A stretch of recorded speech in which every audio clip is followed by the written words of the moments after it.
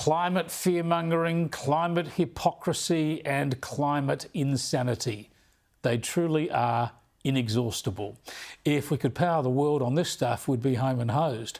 And fresh on the heels of revealing its defence net zero strategy, that's right, as I've been highlighting all week, this Albanese Labor government wants us to fly fighter jets, run tanks, fuel bombers, sail ships, transport troops and defend our nation on net zero carbon emissions. This is an embarrassing delusion.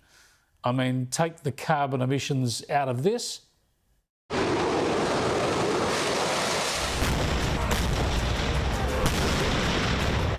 Yeah, take the carbon emissions out of that and what have you got? You've got soldiers having a picnic on the ground and waiting to be invaded. I think you can expect Peter Dutton and the coalition to start making a big noise about this between now and the election. But for more climate insanity today, we go to the other side of the world.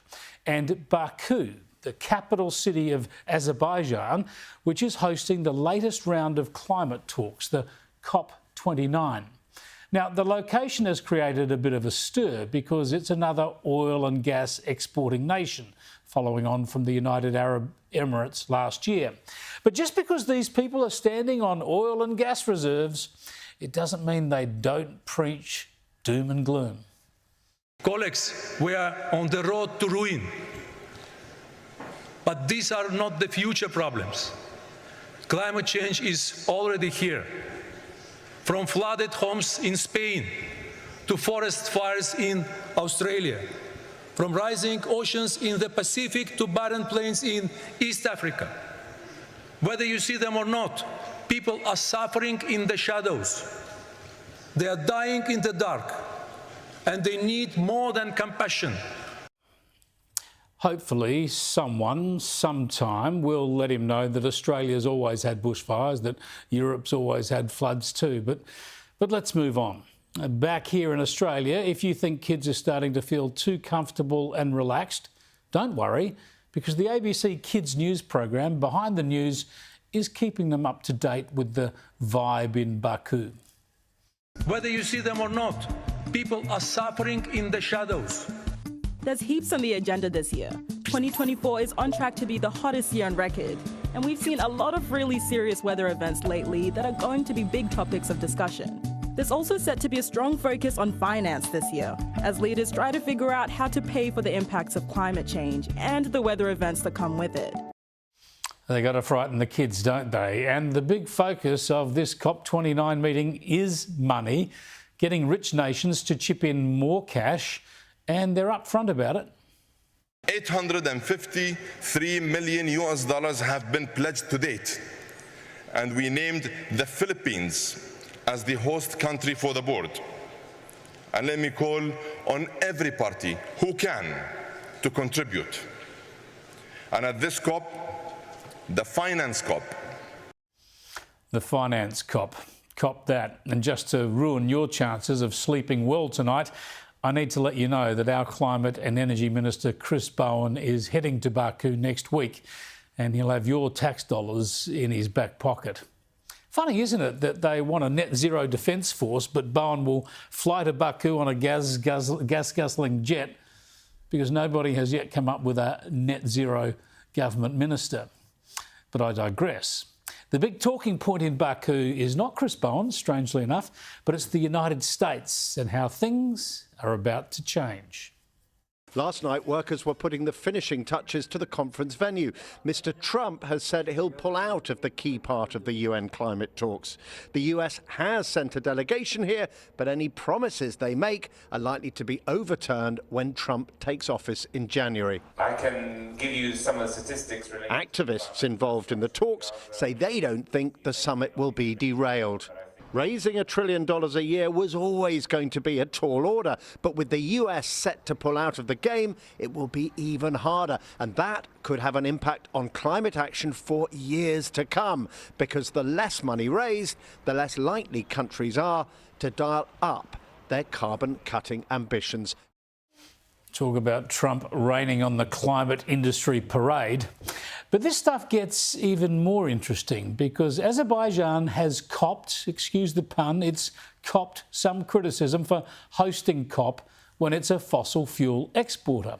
Much of the criticism has come from the US, and Azerbaijan's president didn't like his country being called a petrostate. Fake news media of the country, which is #1 oil and gas producer in the world and produces 30 times more oil than Azerbaijan, call us petrostate. They'd better look at themselves. Fair enough. And he went further. He said his country should not be judged merely over what its natural resources happen to be. Not the country's natural resources, which are the gift of the God. Spot on, right? Azerbaijan is blessed to have bountiful resources, oil and gas. Any country would be. Remember, we used to proudly boast that we are an energy-rich nation, so much coal, so much gas, so much uranium in Australia. They are a gift of God, or Gaia, if you prefer. But the climate zealots and Green Left, well, they went a bit nuts at the president's description of fossil fuels as a gift from God. Oh my God, he actually said that, went one tweet. If he continues to explore natural resources, what's the point of COP29? Really? He should just plunge his nation and others into poverty and a medieval lifestyle instead? Gift from God, read another. What bollocks, more like a gift from the Carboniferous. The man is deranged, said another tweet, but it seems like the world is embracing deranged. I think he might be right, but not in the way he thinks. One tweet said it was the worst thing to say at a climate summit, and another suggested the president had missed the Green Dream memo. Perhaps he did miss it, but is that really a bad thing? Anyway, he wasn't backing away from the point. It's a gift of the God. Every natural resource, whether it's oil, gas, wind, sun, gold, silver, copper, all that are natural resources. And countries should not be blamed for having them and should not be blamed for bringing these resources to the market because the market needs them. The people need them. It's true, he's right. Natural resources are a blessing, a gift of the God. And fossil fuels are an especially valuable natural resource. They've powered our industrialisation. They've powered our modern economy from its inception. Therefore, they've powered modern civilization and all the wealth and education and knowledge and lifestyle and longevity that comes with it. So push to reduce emissions all you like, push a green agenda as you will. But demonising fossil fuels, well, that's just plain loopy. It's as loopy as this. On this day, we will rally and demand an end to the fossils that fuel nothing but our collective demise. Free Palestine, from the river to the sea. I mean, what? The fossil fuels, free Palestine? What is this? How many more issues does she want to lump in together? How much more misinformation and pseudoscience and juvenile diplomacy can she peddle? I think Chris Bowen is going to feel right at home in Baku.